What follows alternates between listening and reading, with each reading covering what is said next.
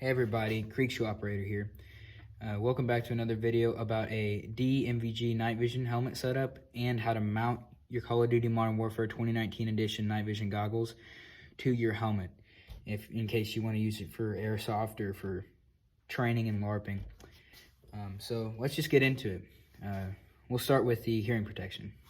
So I'll be putting up every item on here. I'll be putting up on the screen and where I found it and where I bought it from, and I'll show you how much it cost on the screen. I'll just be bringing that up while I'm talking about it.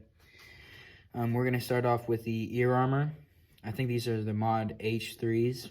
They mount to arc type helmets, so like right here, that arc rail, it will mount to it. Just slide it on and tighten it where you want it to be on your ears, and these things articulate. They fold down, and whenever they fold down, they can cup onto your ears.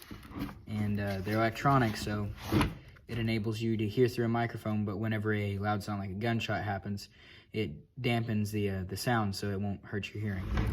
We'll move on to the battery pack. So this is a Kydex multicam battery pack. I got this off of Amazon. I believe it was around $27.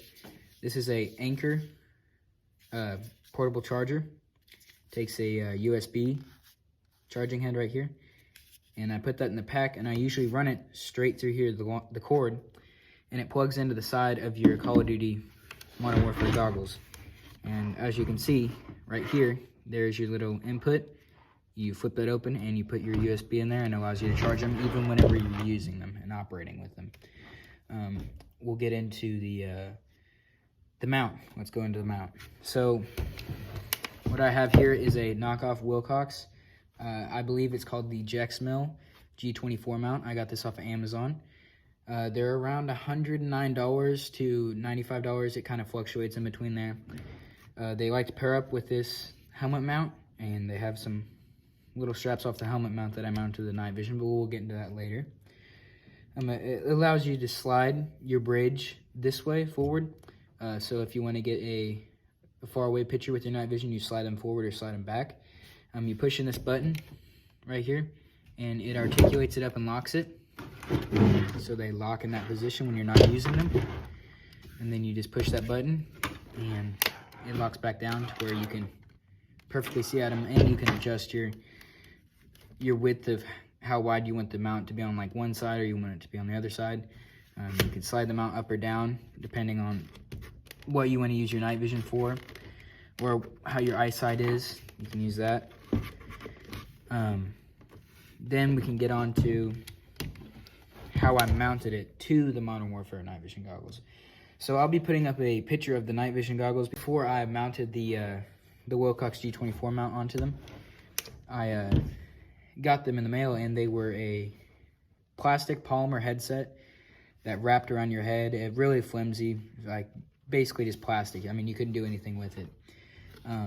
So I ended up taking out these 4 screws right here from the original bridge of this night vision unit, and I mounted them onto this and used the part underneath here to mount it to the Wilcox, which made it easier. And I mounted it to there, and then I screwed it into the bridge, and it works perfectly. I Loctited it. But don't forget, whenever you're taking apart these Jexmill G24 mounts, they are Loctited in, so you're going to have to heat them up before you take it off, or else you're going to strip the screws out, which is bad. I've had to buy another Wilcox mount because I stripped the screws out on the other one. I wouldn't advise doing that. Using these digital night vision goggles indoors, by indoors I mean CQB, so I've been using this a lot for going into a room and clearing it, and just running some practice drills, maybe hitting some targets or whatever, going into a barn and looking around at night.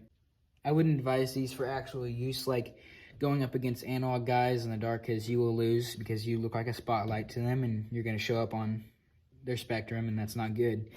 But for going out back and shooting targets at night with friends, or walking around your house to go pee at 2 a.m., these work perfectly. I actually added a IR lens onto here, because underneath this lens there are 4 IR lights, and they give off a red glow.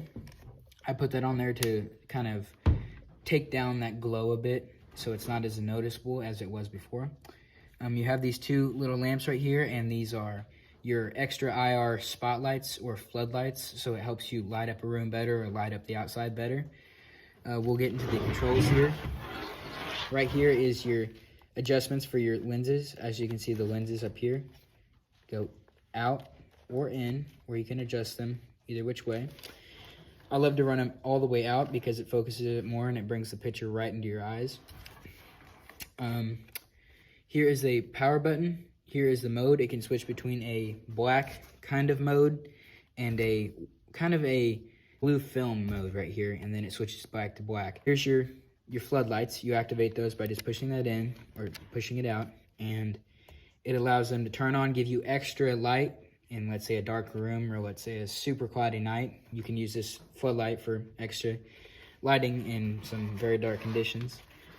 We'll get into what these look like staring through it. So I'll turn them on by activating this button. It will show the Call of Duty Modern Warfare startup screen. It'll take it a second. It takes about 30 seconds. But as you can see, it's hit white light and it's a regular digital camera. As you can see, this is through both lenses. As you bring it up closer, there we go.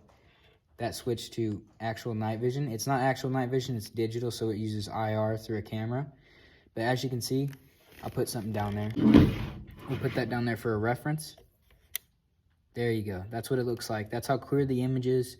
You don't really have any distortion. What I mean by distortion is motion sickness through these. You don't really have any when running or walking around. I'll be putting some images and videos up of me doing that.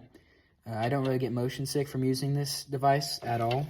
I wouldn't advise for actual use in combat situations, but I would tell you that these are probably the best DNVGs for airsoft use and training use. If you don't want to buy $2,000 worth of a PVS-14 or $4,000 of an AGM-40. But I would say they're a very good price unit. They come in around $400 to $600 depending on who you're buying it from on eBay. And I think that's all I have for you guys today, so I guess we'll see you next time.